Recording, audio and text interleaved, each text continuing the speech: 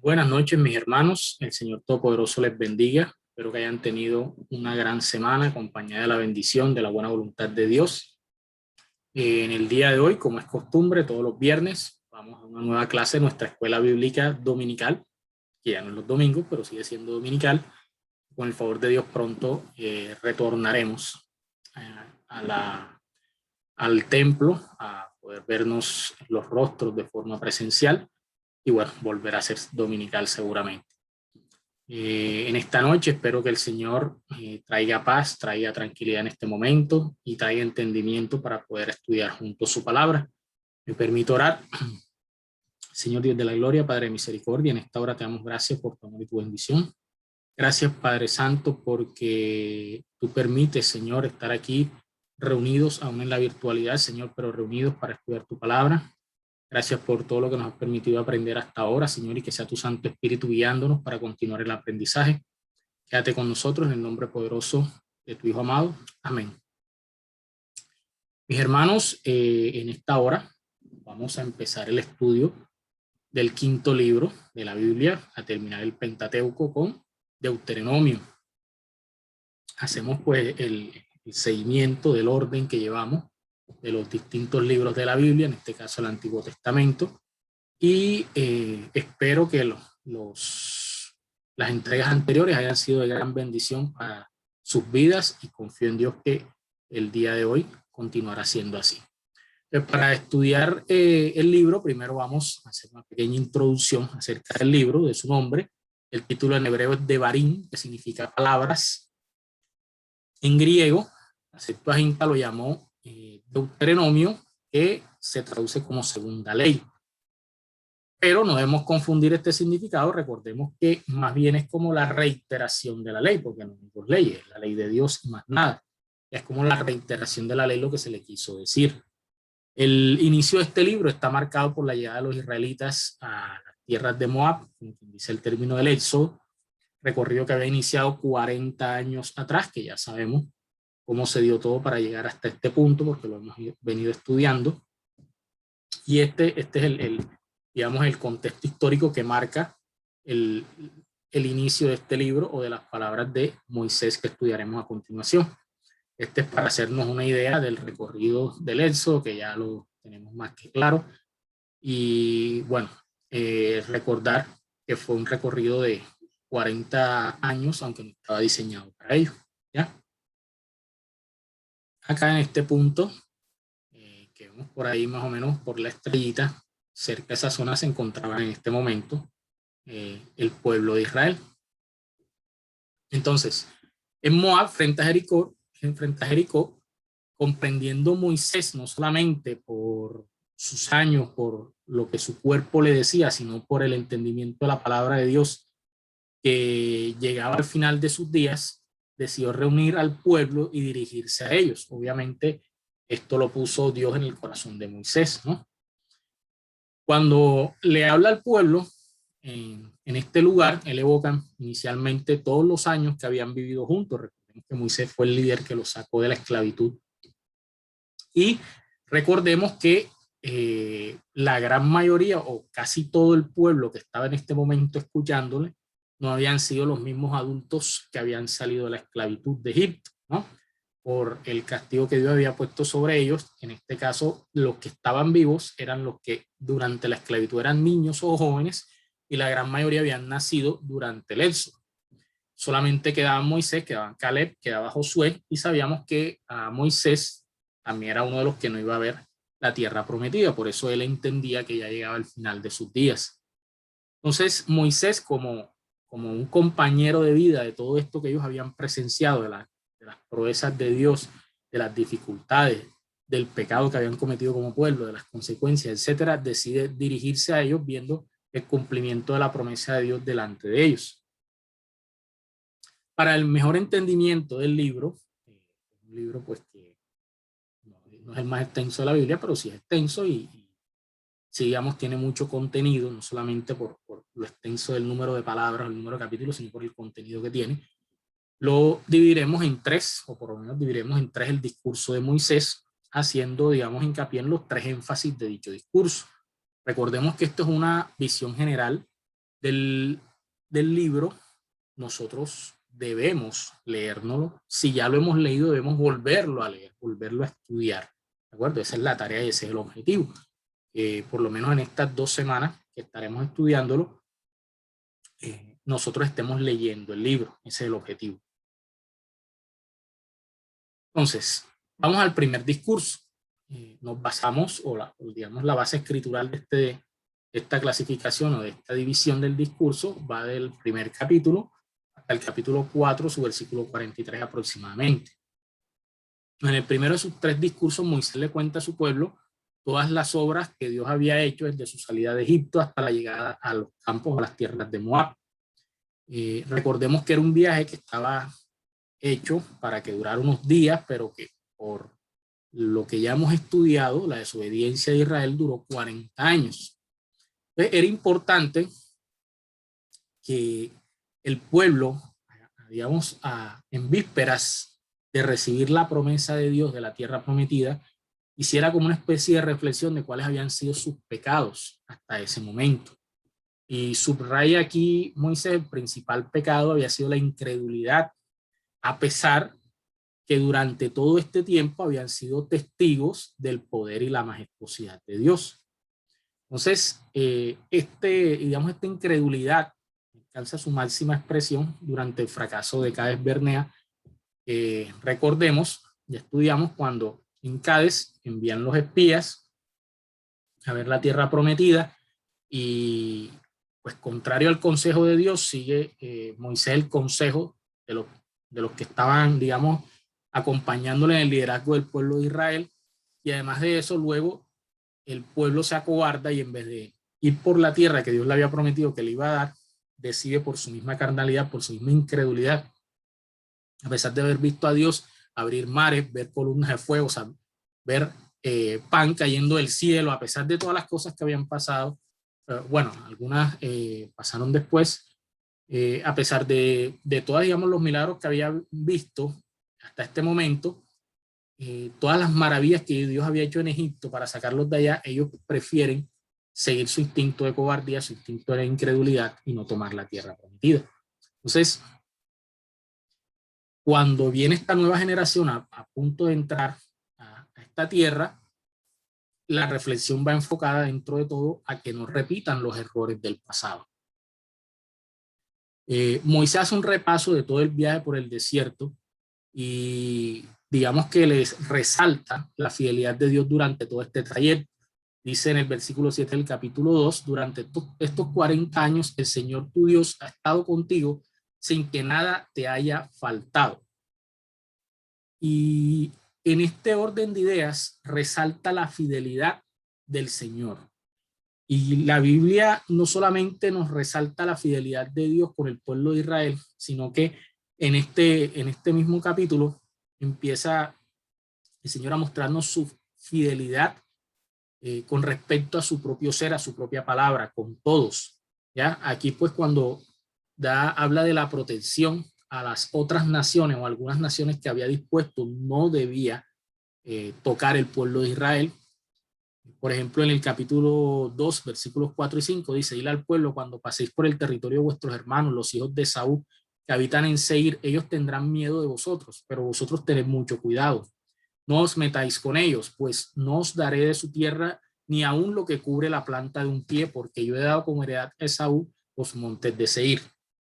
Recordemos que en ese momento, durante esos 40 años, el pueblo de Israel no había mermado, sino que se había multiplicado. Si bien había muerto una generación, no quiere decir que habían disminuido.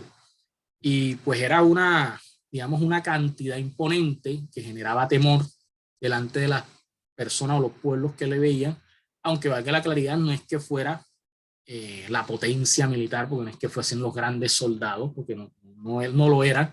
Realmente las victorias eran por el poder de Dios que les acompañaba, porque sabemos que no es que fuesen educados en las artes de la guerra, porque al contrario, era un pueblo nómada que durante este tiempo, más que todo, el Señor había estado trabajando en sus corazones por su misma incredulidad.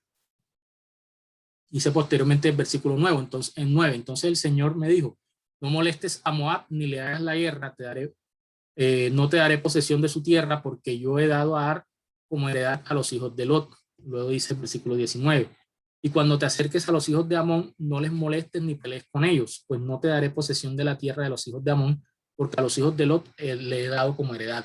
Vemos que el Señor es fiel a nosotros y es fiel a sí mismo, fiel a su palabra, fiel a la promesa que le había dado a Israel, pero al mismo tiempo Dios tiene en cuenta todo, la tierra que le había dado a los descendientes de Saúl y a los descendientes de Lot. El Señor no se olvida de nada ni recompone su plan sobre la marcha. El Señor tenía claro que estos pueblos no serían sometidos. Además que sabemos posteriormente los utilizaría para probar la fidelidad de Israel. Pero que en este momento el Señor demostraba su fidelidad no solamente con toda la protección y la provisión que le da a Israel, sino que además muestra que ha sido fiel de antemano con la palabra que había dado mucho tiempo atrás con otras naciones. Entonces, digamos que reconfirma el Señor en cada parte, en cada segmento de esto, su fidelidad.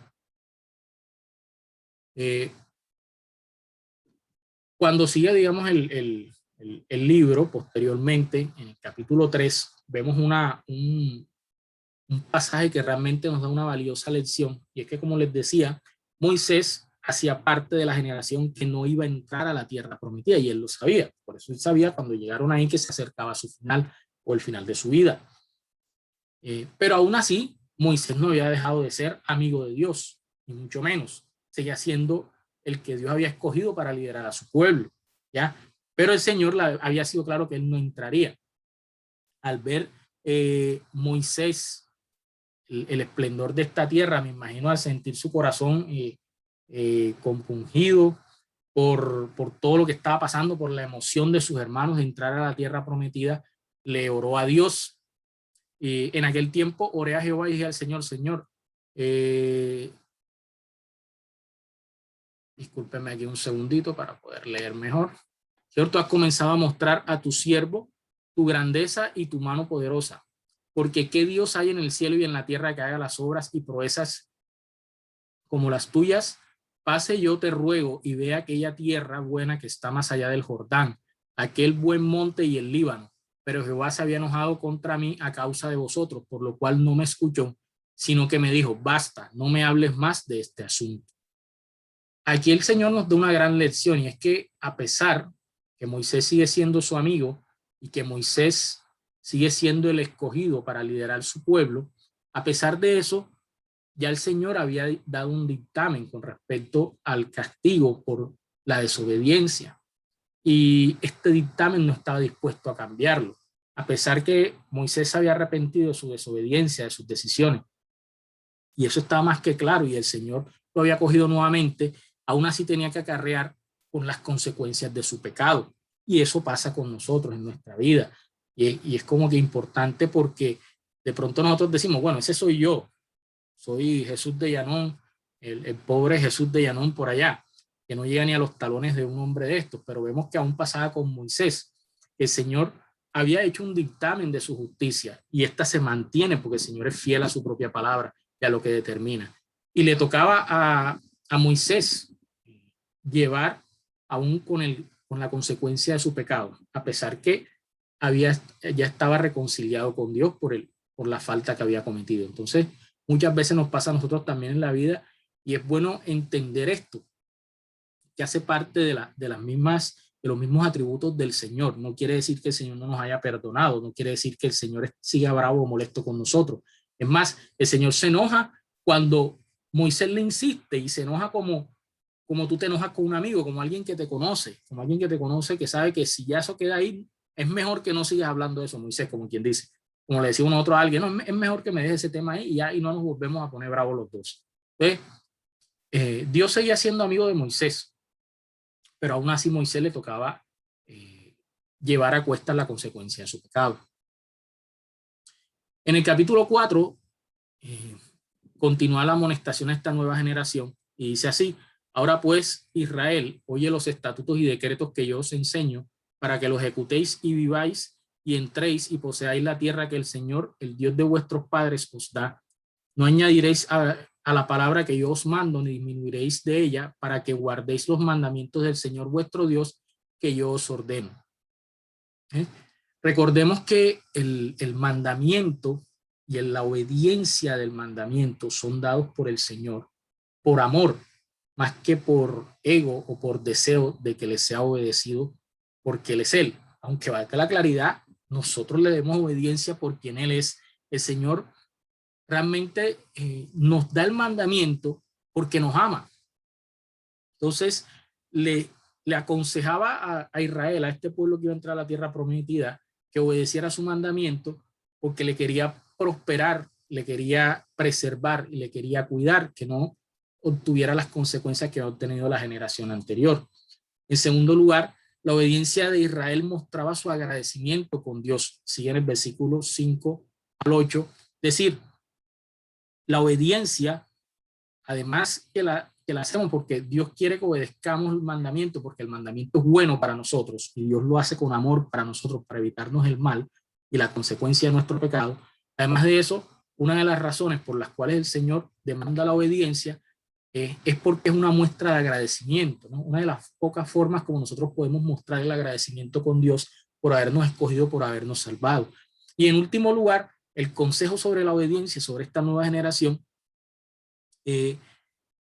era porque el amor hacia Dios es el que nos impulsa a obedecerle. Es decir, de las pocas formas como nosotros podemos demostrar nuestro amor a Dios, a nuestro Dios todopoderoso, que no necesita nada de nosotros ni lo requiere, pero sí lo exige, es la obediencia, y la obediencia con amor, ¿no? No como aquella obediencia del esclavo al amo que sabe que te das tu latigazo si no haces lo que te mandaron.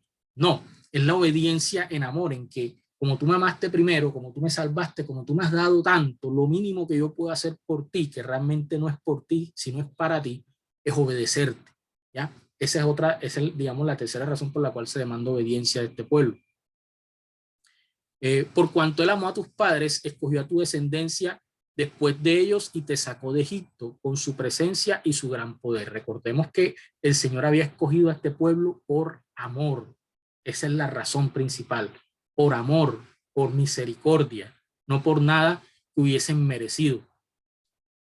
Y pues, digamos, es un terreno extenso toda esta primera parte del discurso de Moisés. Si tuviésemos que escoger un pasaje que nos diera como la razón central o el mensaje central de este discurso, sería el pasaje que se encuentra en el capítulo 4, versículos 32 al 35.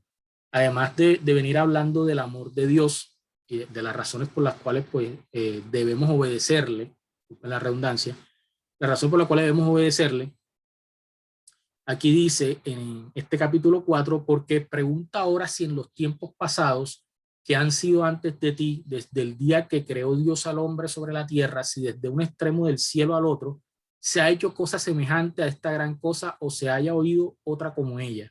¿Ha oído pueblo alguno la voz de Dios hablando de en medio del fuego como tú la has oído sin perecer? ¿O ha intentado Dios venir a tomar para sí una nación de en medio de otra nación, con pruebas, con señales, con milagros y con guerra, y mano poderosa y brazo extendido y hechos aterradores como los que hizo con vosotros, Jehová vuestro Dios en Egipto ante tus ojos? A ti te fue mostrado para que supieses que Jehová es Dios y no hay otro fuera de él. En términos generales, la primera parte de este discurso buscaba que esta nueva generación que estaba a las puertas de la tierra prometida recordara quién es Dios, porque había hecho todo lo que había hecho y más aún todo lo que él había hecho, quién era Dios, el poder que él tenía. Recordemos que era una nación que venía de la influencia de Egipto, del paganismo, de digamos, la adoración de dioses paganos, que sabemos no eran dioses, de la idolatría en general, y que el Señor sabía y Moisés sabía que esta era una de las debilidades de este pueblo, la tendencia a la idolatría, y que esta nueva tierra donde iba a llegar estaba llena de idolatría, y sabía que lo más importante cuando ellos llegaran ahí era que tuvieran bien claro en su corazón y en su mente el conocimiento de quién era Dios. Ellos habían visto los dioses de los egipcios y sabían que eran dioses a los cuales se le habían atribuido poderes que no tenían, hechos de la naturaleza. Llovía y de pronto decía, no, es que el Dios tal hizo que lloviera. Pero si le pedías mañana que lloviera y el clima no estaba hecho para eso, no llovía, así de sencillo. ¿Ya? Buscaban la manera de explicar hechos naturales, pero ellos habían presenciado hechos sobrenaturales, como les dice ahí Moisés.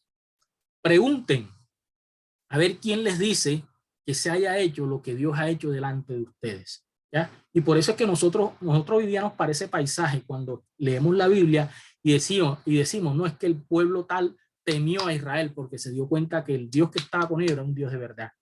Sí, es que nosotros hoy día, porque nuestro corazón se ha enfriado y tal vez no queremos ver los milagros o no los vemos, no sabemos cuál es el motivo.